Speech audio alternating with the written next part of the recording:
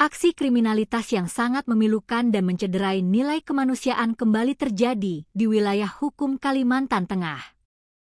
Pihak kepolisian akhirnya berhasil meringkus seorang pemuda berinisial J, 28, yang tega berbuat sadis menghabisi nyawa ayah kandungnya sendiri yang berinisial N, 61.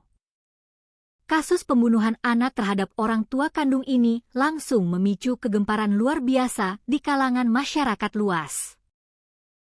Peristiwa berdarah yang menyayat hati ini terjadi di kawasan pemukiman warga di Desa Pujon Seberang, Kecamatan Kapuas Tengah, Kabupaten Kapuas, Kalimantan Tengah. Jasad korban pertama kali ditemukan sudah dalam kondisi tidak bernyawa pada Jumat pagi, 10 Juli 2026, sekitar pukul 5 waktu Indonesia Barat. Saat ditemukan oleh warga setempat, tubuh pria paruh baya tersebut dipenuhi dengan sejumlah luka robek akibat sabetan senjata tajam di beberapa bagian krusial tubuhnya.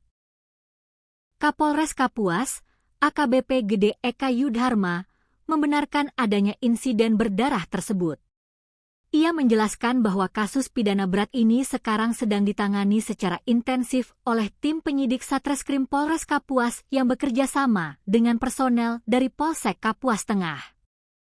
Pihak kepolisian langsung bergerak cepat begitu menerima laporan resmi dari warga.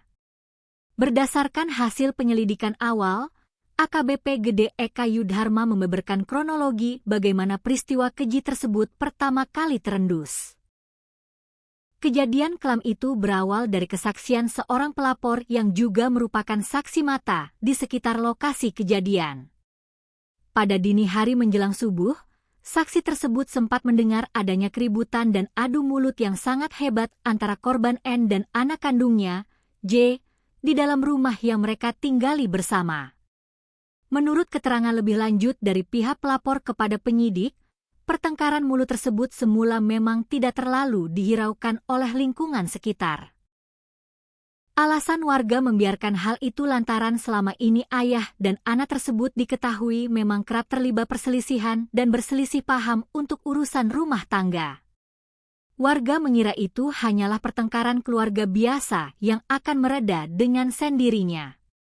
Namun dugaan warga ternyata salah besar.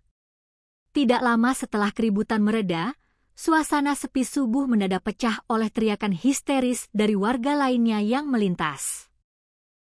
Mendengar jeritan tersebut, pelapor langsung bergegas keluar dari rumahnya untuk melihat situasi di luar. Saat itulah pemandangan mengerikan tersaji di depan mata. Korban N sudah dalam kondisi tergeletak tak berdaya di bawah kolong bagian depan rumahnya dengan kondisi yang sangat mengenaskan dan bersimbah darah. Pihak KAI menegaskan bahwa tindakan para pelaku benar-benar tidak bisa ditoleransi.